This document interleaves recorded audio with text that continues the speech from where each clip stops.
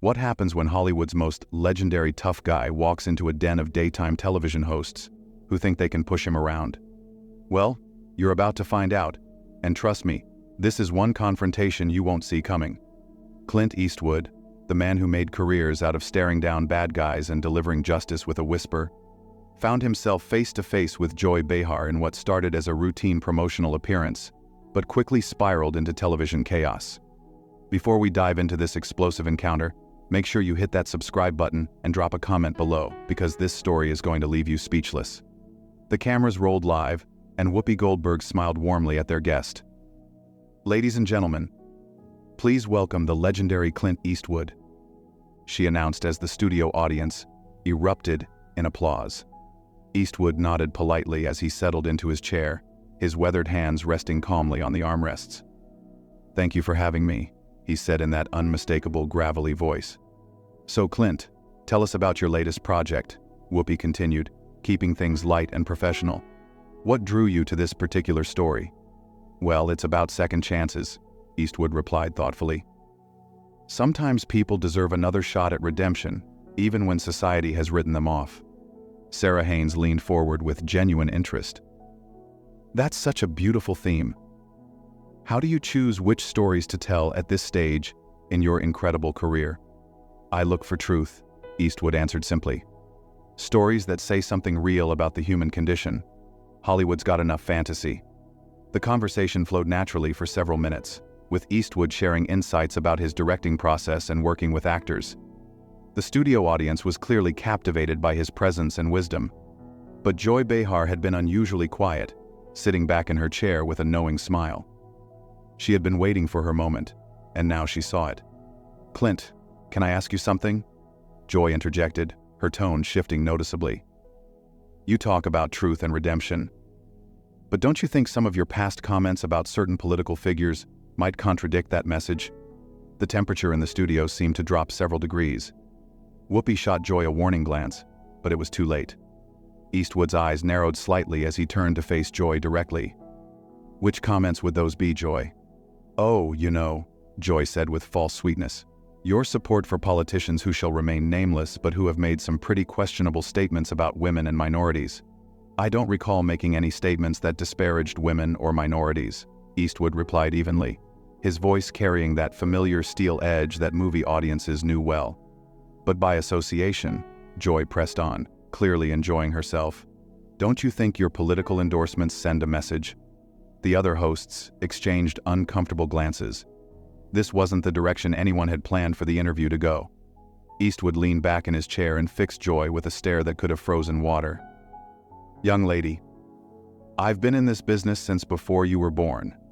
I've worked with people of every background, every political persuasion, and I judge them by their character, not their party affiliation." "Young lady?" Joy's voice rose an octave. "Excuse me, but I think I have every right to ask tough questions of my guests. And I have every right not to answer gotcha questions from someone who's more interested in creating controversy than having a conversation."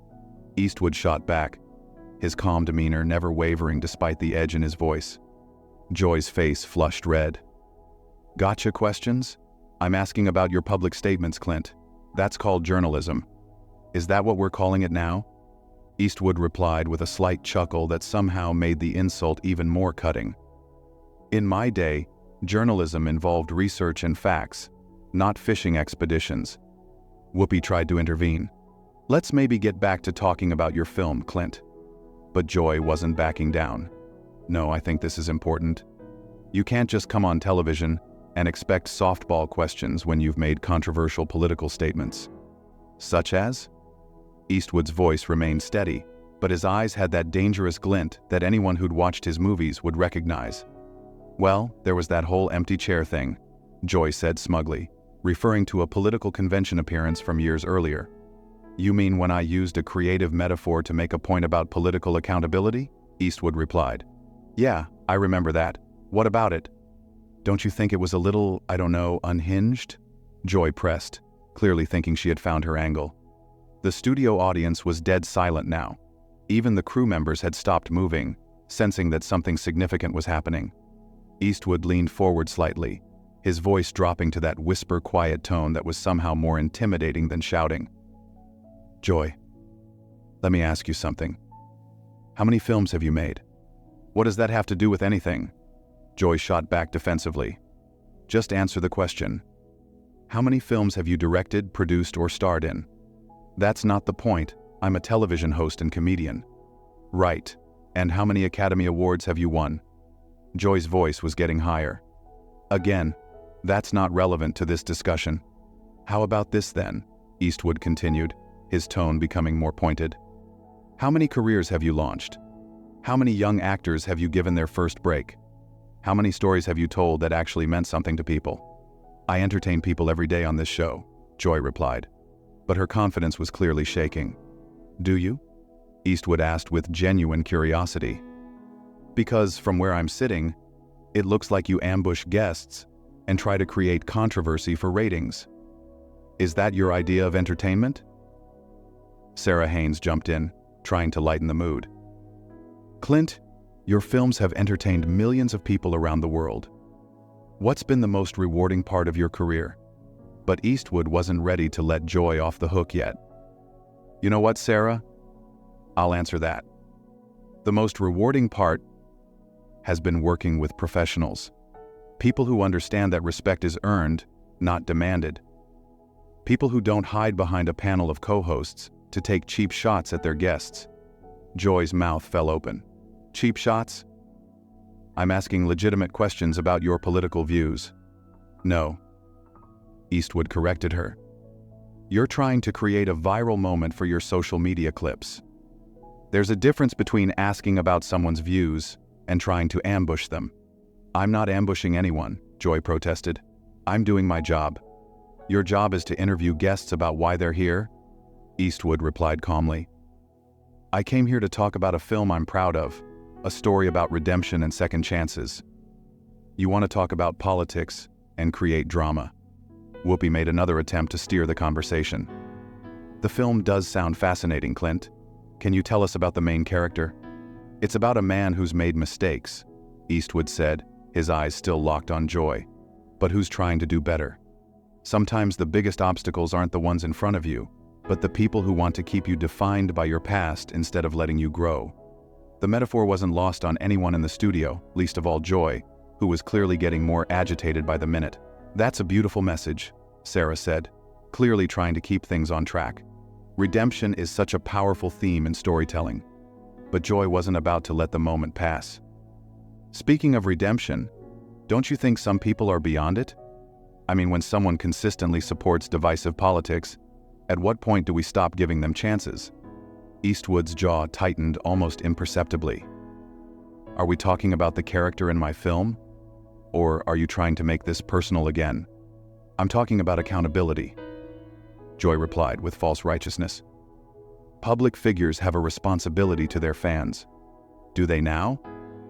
Eastwood's voice carried that dangerous quiet that anyone familiar with his movies would recognize.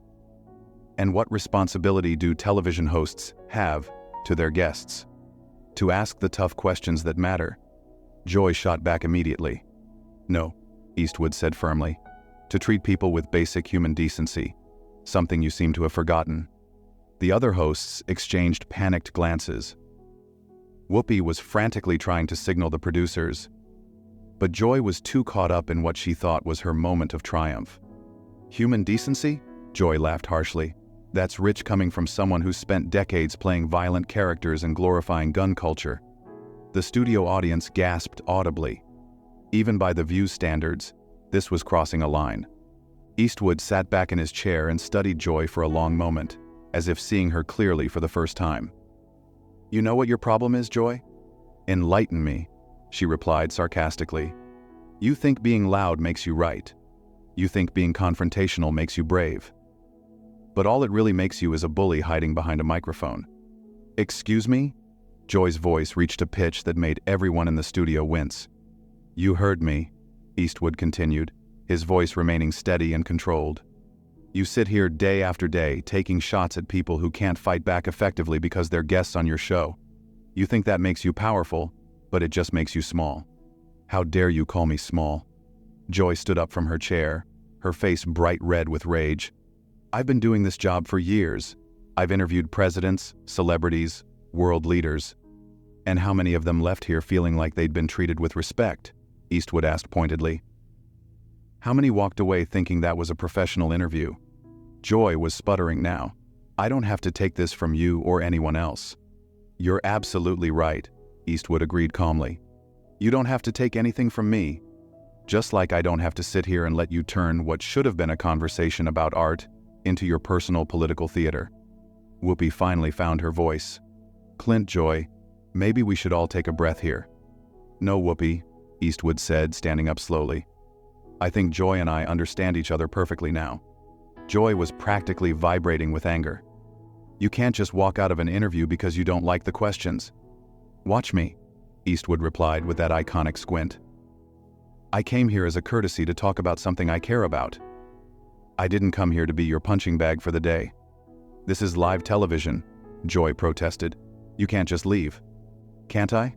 Eastwood asked, already reaching for his microphone. "See, that's another thing you don't understand, Joy. Real power isn't about cornering someone on live television. Real power is knowing when to walk away. If you leave now, you'll look like you can't handle tough questions," Joy said desperately, sensing her moment slipping away. Eastwood paused and looked directly into the main camera. "Folks watching at home, I came here to talk about a film that means something to me. Instead, I got ambushed by someone more interested in viral clips than actual conversation. That tells you everything you need to know about the state of television today." Then he turned back to Joy. "As for handling tough questions, lady, I've been handling tough questions since before you knew what a microphone was. The difference is they were usually asked by professionals." Joy's face was now purple with rage. "You arrogant has-been. You think you can just insult me on my own show?" The words hung in the air like a slap. The studio audience was completely silent. The other hosts looked mortified, and even the crew members were staring in shock. Eastwood slowly turned back to face Joy, and for a moment, his expression was exactly like the characters he'd played in dozens of westerns, calm and dangerous, and absolutely done with the situation. "Has been," he repeated quietly. "That's interesting coming from someone whose biggest claim to fame is sitting at a table talking about other people's accomplishments." The silence that followed was deafening. You could hear a pin drop in the studio as everyone processed what Joy had just said. Eastwood's expression didn't change, but somehow the air around him seemed to crackle with energy. "Has been," he repeated slowly, as if tasting the words. "You know, Joy, in all my years in this business, I've been called a lot of things, but usually by people who had accomplished something themselves." Joy realized she had gone too far, but pride wouldn't let her back down. "I've accomplished plenty, thank you very much." "Have you?" Eastwood asked, his voice dropping to that whisper that was somehow more terrifying than screaming. "Let's see. You've managed to insult how many guests over the years? Created how many controversies? Destroyed how many interviews that could have been meaningful conversations?" "I asked the questions that need to be asked," Joy replied, but her voice was shaking now. "No," Eastwood corrected her. "You ask the questions that get you attention. There's a difference between journalism and performance art, and you seem to have forgotten which one you're supposed to be doing." Whoopi made one final desperate attempt to salvage the situation. "Clint, maybe we can start over. Joy, why don't you apologize and we can get back to discussing the film?" Joy whirled on Whoopi. "Apologize? For what? For doing my job?" "Your job," Eastwood interjected, "is supposed to be entertaining and informing your audience, not attacking your guests for sport." "I wasn't attacking you," Joy protested weakly. Eastwood laughed, and it was not a pleasant sound. "Lady, I've been in actual combat. I know what an attack looks like. The difference is, when someone attacked me in the service, at least they had the courage to do it to my face instead of hiding behind a television show format." The other hosts were now openly staring at Joy with expressions ranging from embarrassment to disgust. Sarah looked like she wanted to crawl under the table. Even the studio audience was shifting uncomfortably in their seats. "You think you're so tough," Joy said, her voice breaking slightly. "Well, let me tell you something, Mr. Eastwood. This is my house. These are my rules. And if you don't like my questions, you can leave." Eastwood smiled, and it was the coldest smile anyone in that studio had ever seen. Your house? Your rules? You know what, Joy? You're absolutely right. This is your house. And that's exactly the problem. He stood up fully now, towering over the seated panel. In your house, guests get ambushed. In your house, disagreement means disrespect. In your house, creating drama is more important than creating understanding. Well, congratulations. You've built yourself quite a house there. Joy was practically sputtering. If you think you can just waltz in here and lecture me about television, you've got another thing coming. I'm not lecturing you about television, Eastwood replied calmly. I'm pointing out that what you do isn't television. It's a circus, and you're the head clown. The gasp from the audience was audible. Even by daytime television standards, this was unprecedented. How dare you? Joy shrieked, completely losing any pretense of professionalism. How dare you come on my show and insult me like this? Your show? Eastwood looked around at the other hosts. Funny, I thought this was supposed to be a panel show with multiple hosts. Turns out it's just the Joy Behar Ego Hour with some backup singers. Whoopi finally found her backbone. Clint, that's enough. Joy, you need to calm down right now. But Joy was beyond reason. Don't tell me to calm down, Whoopi. This man comes in here with his holier-than-thou attitude and thinks he can disrespect me on national television. The only person who's shown disrespect here, Eastwood said quietly, is you. From the moment I sat down, you've been looking for a fight instead of having a conversation. I was doing my job, Joy repeated, but the words sounded hollow now. No. Eastwood shook his head slowly. Your job would be asking me about my work, my process, maybe even my opinions on things related to filmmaking. Your job would be making your audience feel like they learned something or were entertained by something worthwhile. He gestured toward the cameras. Instead, you've spent the last 20 minutes trying to embarrass a guest who came here in good faith, and you've succeeded in embarrassing yourself and your show instead. Joy looked around desperately for support, but found none. The other hosts were studiously avoiding her gaze. The audience was clearly on Eastwood's side, and even the crew members were shaking their heads. Fine, she said finally, her voice cracking. If you don't want to answer real questions, then maybe you shouldn't be doing interviews. Eastwood was already removing his microphone, but he paused at those words. Real questions? You want to know what a real question sounds like, Joy? He looked directly into the main camera again. A real question would be, what drives you to keep making films at your age? A real question would be, what advice would you give to young filmmakers? A real question would be, what story are you most proud of telling? Then he turned back to Joy. But those questions require you to actually care about the answers, and we both know you don't. The studio was so quiet you could hear the camera operators breathing. Joy looked like she wanted to say something else, but for once in her career, she seemed to be at a loss for words. You know what the saddest part of all this is? Eastwood continued, his voice almost gentle now. You had a chance to have a real conversation with someone who's lived through decades of American cinema history. Instead, you chose to play gotcha games, like an amateur blogger, looking for clicks. He finished removing his microphone and set it carefully on the table. That's not just a waste of your time and mine, it's a waste of your audience's time. They deserve better than this performance you've been putting on. Joy finally found her voice again, but it came out as a screech. Don't you dare lecture me about what my audience deserves. I've been connecting with viewers for decades. Have you? Eastwood asked as he straightened his jacket. Or have you just been yelling at them for decades? Because there's a difference between connecting with people and just making noise. The producers were frantically signaling from behind the cameras, clearly trying to figure out how to handle this unprecedented situation. This was live television, and their biggest guest was walking out after completely dismantling one of their hosts. Security, Joy called out desperately. Get security. Eastwood laughed genuinely for the first time since the interview began. Security? What are they going to do, Joy? Arrest me for hurting your feelings? He looked around the studio one more time, taking in the stunned faces of everyone present. You know, I've been in this business for over 60 years. I've worked with the best directors, the finest actors, the most professional crews in the world. And in all that time, I've never encountered anyone quite like you. Is that supposed to be a compliment? Joy asked sarcastically, trying desperately to regain some control of the situation. Take it however you want, Eastwood replied. But just remember, when people talk about this interview tomorrow, they're not going to be talking about your tough questions or your journalistic integrity.